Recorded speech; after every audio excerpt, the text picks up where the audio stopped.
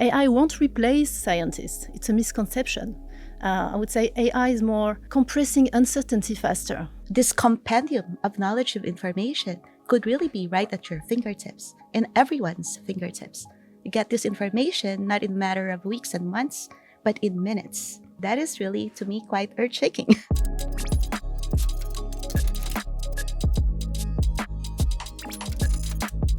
Welcome, everybody, to Sanofi's R&D Careers podcast. I'm here joined by three exceptional scientists from Sanofi. So with this team, we will explore questions which I think is on every scientist's mind. Questions like, how do I stay relevant today? AI is kicking in. How to prep myself? How can I grow without losing depth? And what is leadership looking like today? Very exciting questions, and I couldn't be more thrilled to be with you guys. To set the stage, why are we doing this? R&D is evolving very rapidly, so we see there is new data, there is evolution in science, and AI is coming in. And I think the life experiences you guys have, and you lived through that with different career paths, will give us a very strong and interesting conversation here, so scientists can learn wherever they are. So let's kick it off, and let me start with you, Neshma. I think we need to understand what is R&D doing before we talk about careers within it. So can you explain to the listeners what is R&D actually doing today? Absolutely, Vicky. And I think the answer has changed a lot. It used to be easier to describe research, development, regulatory, need boxes. It doesn't work this way anymore. Today, R&D is more about making high-stakes decisions earlier and with much more interconnected consequences than ever before. So take the target choice, for example. It's not just a scientific decision. It really affects digital elements, clinical elements, regulatory positioning, manufacturing feasibility, even patient access years later. An analytical method, it's not just a lab protocol. It can really determine whether a vaccine can scale globally. So what we do today is more, let's say, orchestrating decisions across a system. And this is where AI becomes very interesting. AI won't replace scientists. It's a misconception. AI is more compressing uncertainty faster. It helps identify patterns earlier. It sharpens signals from noise. It helps us simulate scenarios before we commit years of work. AI is improving decision input. It doesn't own the decision. Judgment still does. So I remember, for example, in one of my past experience, I was leading a transformation and we built a very sophisticated performance dashboard that was technically excellent. And when the first executive review came, I realized one thing, that the function were still debating which function or which data to rely on. So this is where it clicked for me. It clicked for me because I realized that transformation is not about adding smarter tools. It's really about creating shared evidence and shared accountability. And this is where we have to focus more on connected intelligence. It's less about isolated brilliance. And this is where what Maria does is very powerful. When computational insights influences even when and which molecule enter a lab, this is how you see that upstream decision shape everything downstream. So we heard in 5 minutes several times computational and AI. So Maria, sitting in this interaction, as Neshma already pointed out. So what is your work looking like? This is such a timely and relevant topic, and I've always been passionate about thinking about the future and how we all as scientists can evolve with this tremendous, exciting opportunity. So how does it look like today? So I sit in research primarily around target discovery and drug discovery. So when you think about drug discovery, people typically imagine a group of scientists in their white lab coats, mixing chemicals together. But today, it cannot be any more different. It starts, what Nat was saying, around intelligently selecting targets, utilizing all available information, including business and portfolio decision making. So the way you start with the target is, before, you would have to do a lot of tinkering perhaps in the lab and maybe a lot of research of information sources. But today, with large language models, this compendium of knowledge of information could really be right at your fingertips, in everyone's fingertips. You get this information not in a matter of weeks and months, but in minutes. So that is really, to me, quite earth-shaking. And in drug discovery, we use AI in two different ways because we are, in fact, still in a state of transition from using our more traditional ways of discovering drugs, sifting through lots of molecules, to a more transformational way where you imagine, de novo design a protein, a drug. So in the traditional way today, what we do is we would do the similar thing as we do using phage display and animal immunization, but we use AI to delve into that huge library of antibodies with higher scrutiny using next generation sequencing and finding new molecules that might have a better probability of success. And then in the de novo design, this is really about generating molecules from scratch, generating molecules from information. Because of the availability of structure prediction tools today, you get to play with the molecules and make some decisions even before you start the very first experiments. So that's how it has really quite dramatically So changed cool. today. So on another topic, so while you're in research, Roma, you're sitting more in the development part with analytical sciences. Yeah, I'll try to explain you. So thanks, Maria, for providing us, the candidates, whether it's about biotherapeutics, I would say antibodies, or a vaccine, because it's more my field. But for the past 10 years, I work on vaccine. You actually bring to us your knowledge, and that's always very fruitful. All the information about the attribute, I would say, the molecule, what is critical to look at the molecule, which is key for the patients at the end. And then we, in analytical science, which is the platform I'm working for, we are developing actually methods on this molecule based on that prior knowledge, so that we can ensure that the molecule are produced and are safe and efficacious, and we can bring them to the clinical trial and up to the industrial phase also as well. We work as cross-functional team, exchanging also with regulatory affairs, because it is very important to convince the health authority by exchanging with them that there is an added value for the patient of that molecules. And of course, as we are dealing with a lot of data, I would say at the beginning from research, and also at the end, because we are dealing with regulatory also document guidelines and that we have to comply with. So we need AI as well, because it helps us to make very fast and accurate decision also. So we are also in transition, I would say, with AI for the moment. So interesting that all of you guys sitting in different intersections, you have to work together. So I think it's also very impressive and also tells our listeners who are listening that you can start here, but you can do so many different things and while adjusting for the future. So actually, I'm a scientist by training myself. And I started as a lab coat scientist. I had my biochemistry lab 20 years ago. And I loved it, I must say. So it was never boring. It was an exciting time. But then I was also in other roles, project management, external innovation, many managerial roles in R&D. And then I transitioned into P&C, people and culture. And now I'm overseeing specifically R&D hiring.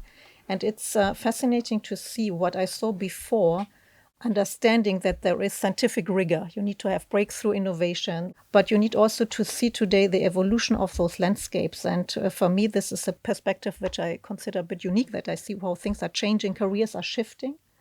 And there might be R&D jobs in the future which don't even exist today. And then I see teams fully integrated with AI tools, and others are exploring. So not everything is happening at the same time. As you said, Najma, it's here, but it's not here for everybody at the same time, like 100%. And listening to you, Roma, I wondered, what did change on how you work today compared when you started or earlier in your career? Yeah, so it's been a long time because it was 20 years ago. So it has changed a lot, I would say. Some example, or I would say things that changed a lot is the way actually we write the document or experiment. It was a lot of paper document at the beginning. So like the paper we have on our table Exactly. here. So I saw my colleague writing experiments each time, and I have to sign certificate of analysis, for instance. And then I saw the implementation of lab book, actually. So at the beginning, my boss thought it wasn't feasible because they had some, difficulties and they didn't succeed at the beginning. And I'm surprised to see how now it is widespread. And everything is by using digital tools. And another example is automation. I used to do experiments manually, and still in our lab, my colleague performed a lot of manual experiments. And with the implementation of automation more and more, I mean, this is a game changer. I mean, to be able to provide much more data, because we provide to our partners, because we are supporting the development of formulation and production, also process development, to help good decision to be done faster. So you're faster while automatization kicks in, AI. So Absolutely. you have more time for other things. Wow. So Nejma, what is changing for you as a senior leader overseeing the teams and how they work compared to before? I think the pace has changed and also the level of integration. We can move faster in certain areas, asking ourselves and questioning how the decision flow across this system that I described previously. So where are we duplicating effort? Where are we creating friction? All these elements kept in mind, and thinking about how we can improve these elements. The second element to consider is digital transformation. And as I said, we are all in AI, and this is a strong commitment from the company and R&D included to rethink, reinvent how we think, how we decide, how we innovate, putting artificial intelligence at the core of everything we do. The key here is that modernization is not only about adding smarter tools. It really happens when the different systems connect and communicate with each other, and when the data flow seamlessly with the decisions. Otherwise, we just digitize inefficiency. And a last element to consider, I think, as a key lever is performance excellence, performance monitoring. And this is where also prediction happens. With some tools like R&D Pulse, like Trial Pulse for clinical operations, we can anticipate earlier signals and risks before the traditional dashboards and tools can even detect them. Mm-hmm. So this is the beauty of prediction in all this area. The three levers that I've just described cannot work in isolation. They have to build a kind of virtuous circle. They are intertwined, and we need to build a value chain around them. This is why silos are no longer viable. And what it means also is that transformation, again, or modernization, is not about adding new technology. It's about redesigning the way the decision move across the system earlier, faster, and more transparently. And more transparently means also being honest when something has to stop. And it's not failure, it's more maturity. Would you agree to that, guys? Yes, of course. And I have to say, in the age of artificial intelligence, this is really about amplifying that learning. And in fact, we need to encourage more this sense of experimentation, because this is where you get new information. And it even goes down to the level of lab work. To have to rethink how to redesign experiments. That experiments are not necessarily always set for success, but experiments is a mixture of positive results and potentially negative results, which would then enhance and encourage learning. I don't know how it is with no, you, you Roman. know that I was smiling because sometimes I have trainee with me, and sometimes they feel very disappointed because they don't have the result that they expected. And I always tell them, no, this is a result. This is not what you expected, but at least you learn something. So I agree with you, Maria. Yes, definitely. And again, failure is information. And Okay, any I piece of agree. information today in the age of AI simply gets amplified in value. It's interesting because people ask me, so what can we do for the future? How to future-proof our career? So how can we, be prepared? And I would like to hear, let's start with you, Maria, on that. When you would need to future-proof your career over the next, 3 to 5 years, where would you invest your energy? So maybe I will answer in two ways, one as a leader and one as a scientist, or on behalf of our scientists and research. So as a leader, we are really facing, just like what Nejma is into right now, this huge amount of transformation. So to future-proof myself there, it's really to continually sensitize myself to these changes happening not only internally with our science, but even more important, externally, what is going on out there. And also really important to look at the two dimensions of biology and AI. And that also translates to every single scientist, I would say, within research, this need to, in fact, position yourself as a bilingual person. in these two domains. So I constantly get approached, hey, Maria, should I study how to code in Python or should I study biology? So what I usually would say is that to be a biologist who has an understanding of computation, you do not need to be a software engineer. And to be a data scientist who speaks biology, you do not need to have a PhD in biochemistry. The important thing is to learn enough so that you could have a shared vocabulary. So then you can express the right questions and also work together on common answers. One example of when there's sometimes difficulty is when you have a biologist, let's say, and a data scientist working together, and then the biologist would go, yeah, I see the result, but it doesn't sound biologically making sense to me. And then you need to figure out, is it because of the data? Is it because of the method? Or is it a new discovery? And for that conversation to continue, you need to have a certain shared vocabulary. So this is really important in the future. And these people who are in that position, they act as a bridge between these two domains that unlocks the collaboration and therefore also unlocks the magic word of Brahma, innovation.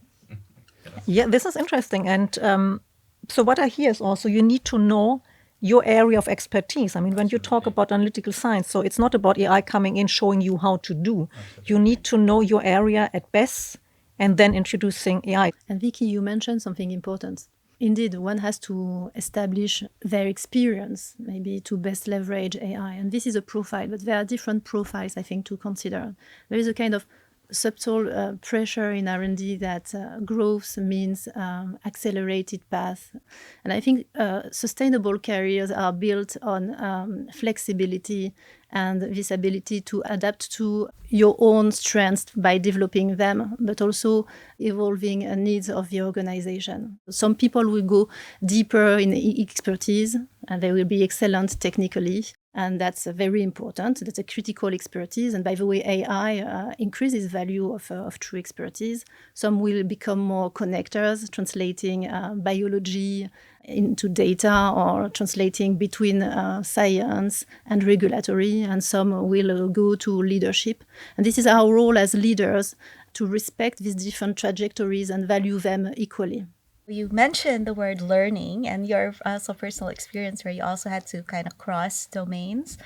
Yeah, what is the best way to learn? In fact, especially when I spoke earlier about bilingualism, does it mean that someone needs to go into a formal education, training in a classroom?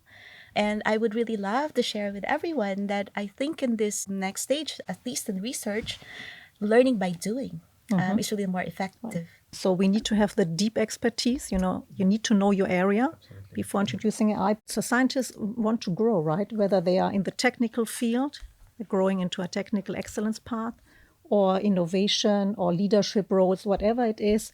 How can they do this? Which tools are there? And what did you experience, Maria? For example, mentorship, sponsorship, how did this help you? And how can you help early talent? Yes. In fact, mentorship, I think, is really important.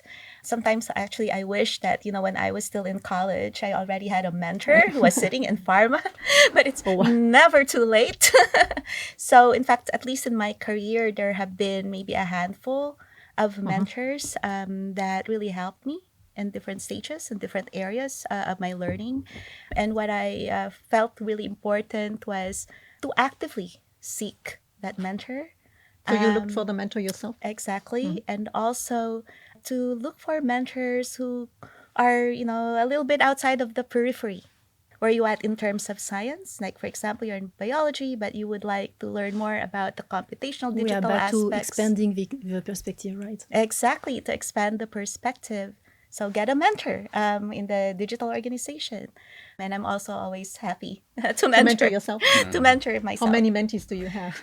Should I publish that right now? So you have them. This is good. Yes. Yeah, everybody should step into those shoes. Yes. And the other is also to have another window to see what's happening with the organization, especially an organization as big and active as exciting as Sanofi. I was thinking when Nejma talked about technical excellence and other career paths, how actually is this done in your environment? How can you make sure it's valued the same way. So there is technical excellence, but other people want to grow into a people leadership role. So what environment do you create, or do you think we need for those careers to be recognized the same way? Well, this is the reality of the organization, that we need these different profiles and that are different career trajectories that are built along with the evolution of the organization. So we protect the initial knowledge, and we continue to develop additional perspective through exposure in different transversal initiatives, by developing through specific trainings the digital awareness of people, by listening to their appetite and expanding, in the areas where the company also is demanding certain expertise. So there are various ways. We are also highly promoting gigs, which are some kind of settings that we create for temporary missions in various departments of the organization that bring this underground expertise for people who are not used to work in this environment. So there are a multitude, in fact, of means that are built by the functions and with the PNC, people and culture collaboration, to expand the perspective of people and give them the chance to explore various alternatives in terms of career trajectory. There is no single right R&D career path, right? There is no more single right R&D career. We are evolving ecosystems, evolving people, and our role as leaders is to make sure that they evolve together. Thank you for sharing honestly and generously all these experiences with us. Sure. And I think for people listening, what is the one key take-home message? I would say actually there is no single right R&D career path. And it will be always scientists like you who will shape the future. You're already there. So keep asking, keep staying adaptable, and stay curious, because it will be people like you for the next future with AI. And we are closing this saying, until the next time, keep learning, keep exploring, and keep making science that matters.